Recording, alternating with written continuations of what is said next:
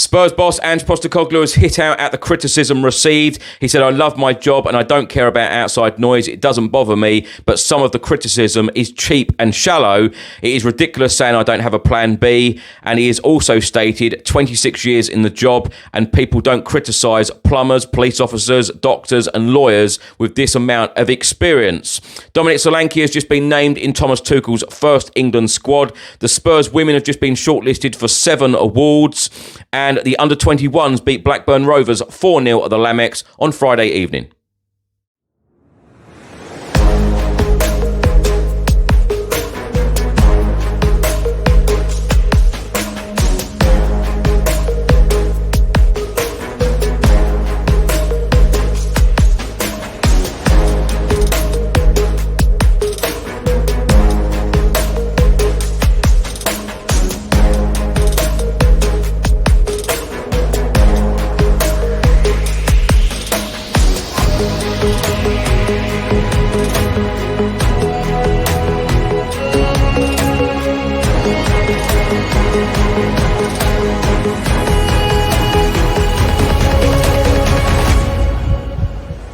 Welcome back to the channel. I hope you're all keeping well. This is another edition of Tottenham News, where I'll be going through all of the latest Spurs news, rumours and reports. If you're watching this on YouTube, please hit the subscribe button, like, share and comment below. And if you're listening to this on an audio platform, please hit a follow button and leave a review if you can.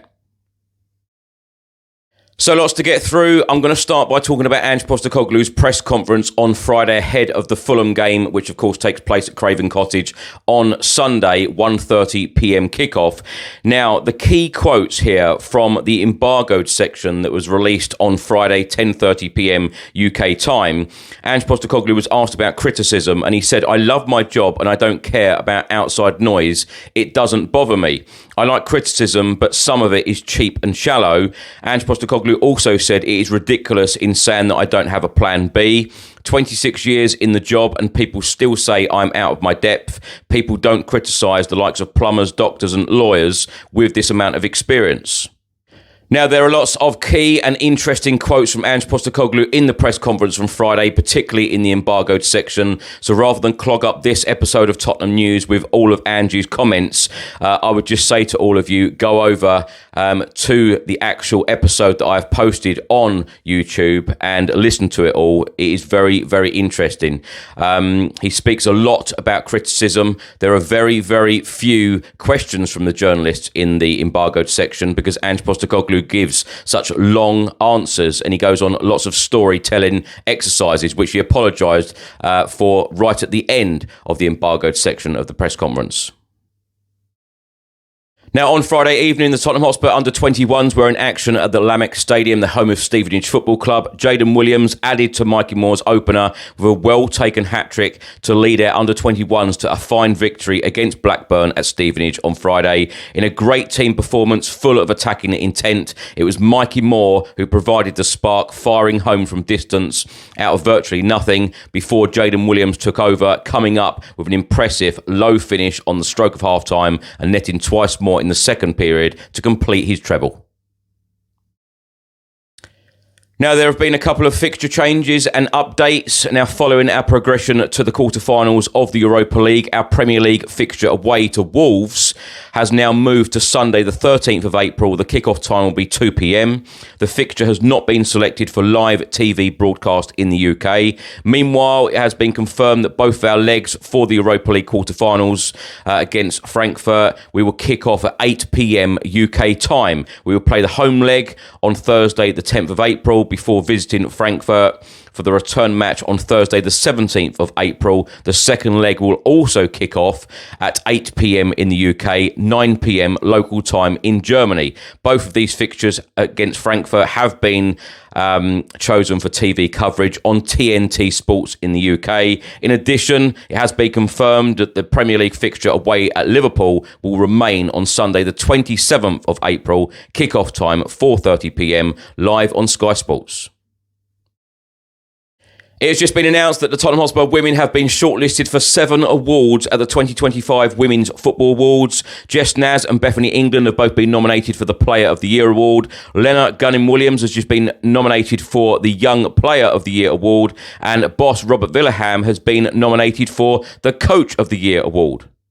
Off the pitch, Tottenham Hotspur women have been shortlisted for the Best Club of the Year award and the Best Social Media Campaign. Having won the Equality, Diversity and Inclusion award at last year's ceremony, Tottenham Hotspur women have again been nominated in that category for the work to promote access to and improve visibility of women's football. The ceremony this year will take place on Thursday, the 1st of May in London.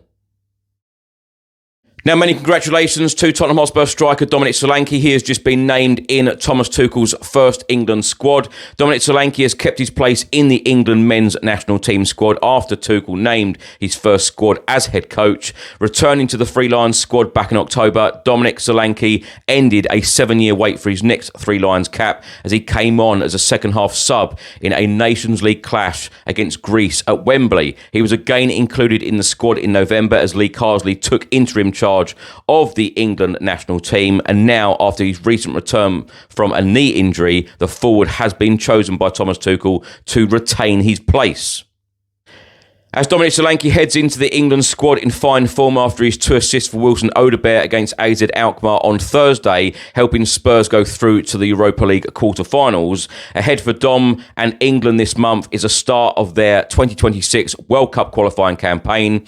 In qualifying Group K, Thomas Tuchel's side kick off their campaign on Friday, the 21st of March, with the visit of Albania to Wembley Stadium. They will then host Latvia on Monday, the 24th of March, and both games kick off at 7:45 p.m. UK time. Dominic Solanke has 3 England caps so far. Now, of course, Tottenham Hotspur face Fulham at Craven Cottage in the Premier League on Sunday, 1:30 p.m. kickoff. The team news for both clubs: Fulham winger Adama Traore is expected to return from the ankle problem he sustained in a recent FA Cup win against Manchester United. Midfielder Sasa Lukic is banned, while Reece Nelson, Kenny Tate and Harry Wilson remain sidelined. Tottenham Hotspur midfielder Rodrigo Bentancur is available again after missing Thursday's Europa League victory over AZ Alkmaar through suspension. Kevin Danso, Dejan Kulusevski and Richarlison should recover from their various injury issues next month, with Radu Dragushin the only long-term absentee. Now for some match facts and stats going into the Fulham game on Sunday. Now head-to-head, Fulham are unbeaten in 2 top-flight meetings with Spurs, winning 1 and drawing 1, having lost 14 of their previous 16 games prior to this run. And Fulham could win back-to-back Premier League home games against Spurs for the first time in 19 years. Now Fulham have won just 1 of their previous 7 Premier League games at Craven Cottage, drawing 4 and losing 2. Fulham have lost their past 2 London derbies, losing at home to Crystal Palace back in Feb and away to West Ham in January. Marco Silva will take charge of his 200th Premier League match, becoming the second Portuguese coach to reach this milestone after Jose Mourinho. Marco Silva's Premier League win ratio of 37.5% is the highest of any Fulham boss, winning 39, drawing 24 and losing 41. And now the Tottenham Hotspur stats and facts going into this game against Fulham. Tottenham are trying to win 3 consecutive top-flight away games for the first time since November 2020. However, Spurs have lost their past 5 Premier League matches immediately before an international break, including a 3-0 loss at Fulham last March. Premier League matches involving Tottenham have produced the most goals this season, averaging 3.4 goals per game. Wilson Odobert scored his first Tottenham goals in the midweek Europa League win over AZ Alkmaar. The 20-year-old winger became the youngest Spurs player to score twice in a major European game since Chris McGrath against Aberdeen back in November 1973. Now, my thoughts on everything in this episode. I'm going to talk very quickly about Ange Postecoglou because I would just urge everybody to watch the embargoed press conference. Ange is very, very passionate about talking about criticism, saying that, would you criticise somebody in the same way if they're a plumber, a lawyer, a police officer and so on, with that amount of experience, would you criticise them like you do someone like Ange Postecoglou or a football coach? It's very, very interesting. So go and watch it and go and listen to it. All I would say on this is, Ange Postecoglou needs to deliver. I've said this, quite often in the past week or two. Now that we've got all of our players back, he needs to just go and deliver. Go and win that Europa League, shut everybody up. I don't like the fact that I see and hear some Spurs fans just wanting to be right and wanting it to go wrong. I would never, ever, ever wish my team to lose. I want to see success. I want Ange Postecoglou to do well, and I want the club to move forward. I want the club to show ambition. I want us to go in the right direction. I never, ever want to see Spurs lose just to prove a point about a player, a manager, whoever. I just want to see Spurs do well and win every single game. But go and watch or go and listen to Ange Postecoglou's embargo press conference and make your mind up. There are some very, very interesting opinions online, but of course, that doesn't surprise me whatsoever. I'm very similar, actually. If someone ever doubts me, don't answer back. Just go and prove them wrong. Just answer people in the right way. And Ange Postecoglou can certainly do that if he lifts that Europa League. There is still hope. I'll tell you what, it was a really good performance on Thursday. It wasn't the perfect performance, but it was a good performance. And we haven't seen too many good performances this season. And it was a delight to see. And, it was a delight to see the crowd being so happy after that game. Of course, Spurs are in the quarterfinals. Yes, the quarterfinals are going to be very, very difficult. Frankfurt. I went to Frankfurt a couple of years ago in that away game, and it was a very, very tough atmosphere. It was a really, really decent atmosphere inside that stadium. So it's going to be very tough, especially playing the away leg, second. So Spurs have to get a good result in that first leg. But as I say about the criticism, Ange Postecoglou, just go and prove people wrong. He has done it everywhere he's gone. Yes, we've said that about Jose Mourinho and Antonio Conte. Feels a little bit different, in my opinion, this time around. But I feel like because Ange hasn't managed in a top league, no disrespect to the leagues that he has managed, but one of the top 5 European leagues, because he hasn't managed there before, I feel like there was a lot of doubt when he came in, and there is still a lot of doubt now. And, I just hate the fact that a lot of people are wanting to jump on whenever we do badly or play badly, perform badly. I said this on the podcast the other day. I feel like people really, climb on that criticism ladder when things don't go right. But when they do go right and we do win games and we do perform well, Ange Postecoglou and some of these players don't get the credit that they deserve. And that's a shame, because I feel like it's very, very important when things are bad and people criticise. Well, when things are good, tell people it's good, and give the credit where it's deserved. Dominic Solanke back in the England squad, and rightly so. I think he has been absolutely fantastic. He's pressing. His work rate for this Tottenham Hotspur team this season has been really, really good, and I've been really impressed with Dominic Solanke. I know some people and some haters will say he doesn't score enough goals. Look at how he was so unselfish for that first goal for Wilson Odobert to score his first goal on Thursday against AZ Alkmaar. And Wilson Odobert, what a player. Really, really excited to see a lot more of him. He's had his injury struggles, but, to see him get on the score sheet twice on Thursday, absolutely brilliant. But, yeah, Dominic Solanke in Thomas Tuchel's first England squad. I think a lot of people expected James Maddison to be there, and I think a lot of people expected Jed Spence to get his first call up. I expected Jed Spence to be there, but where Jed Spence come out publicly a couple of days ago and said that he hadn't heard anything. And, when I saw on Sky Sports that they reported that Thomas Tuchel had contacted 55 players to say, you are in my plans. And, just because you're not going to make this squad, it doesn't mean that you're not going to make other squads. And Jed Spence, I believe, weren't one of those 55 players, which I see as a big, big shame, because Jed Spence has been a top performer this season. For Tottenham, and really taking his opportunity.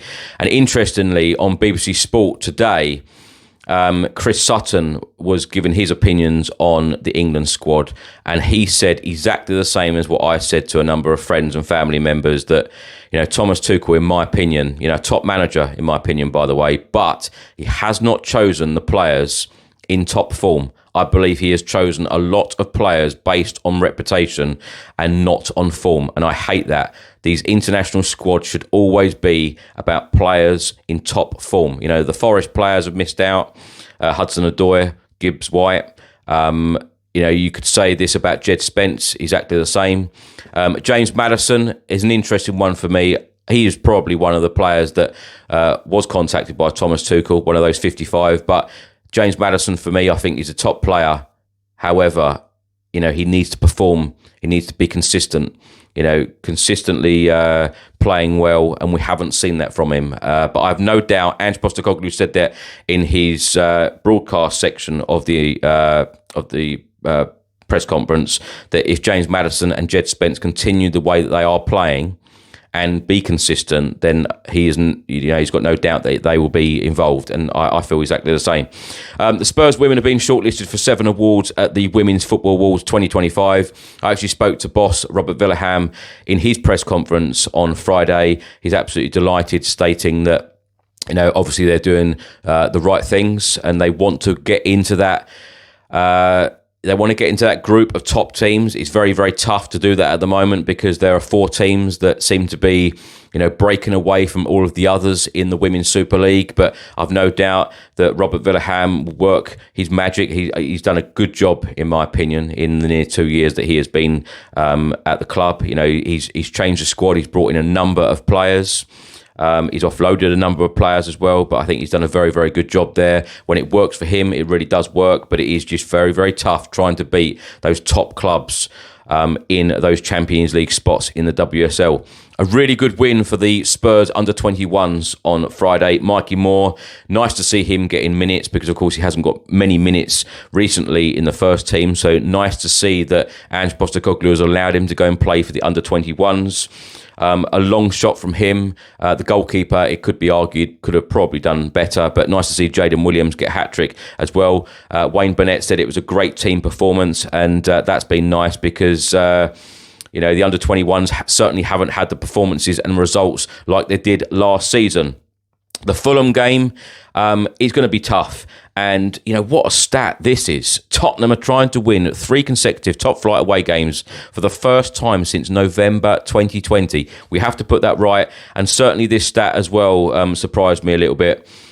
Spurs have lost their last 5 Premier League matches immediately before an international break, including a 3-0 loss of Fulham last March. That was a hard one to take. That was a tough away game. And, of course, we lost there twice last season. League Cup, we went out very early, went out in August, and losing 3-0 in the Premier League at Craven Cottage. So let's change that, and let's put these stats right, and let's go and get the win. Ange Postecoglou has already said that there are no fresh injury concerns, which is welcoming news, particularly after the season we've had and the injury problems that we have had. And he does expect to change the team quite a lot, given the fact that we went all out to win that game against AZ Alkmaar on Thursday. So it's going to be an interesting one. Let's hope that Spurs can get a positive result at Craven Cottage on Sunday, and I will see you there. Thanks for watching, and thanks for listening. I hope you enjoyed it. If you're watching this on YouTube, please hit the subscribe button, like, share, and comment below. And if you're listening to this on an audio platform, please hit the follow button and leave a review if you can. Have a great weekend. I'll see you on the next one. Come on, you Spurs.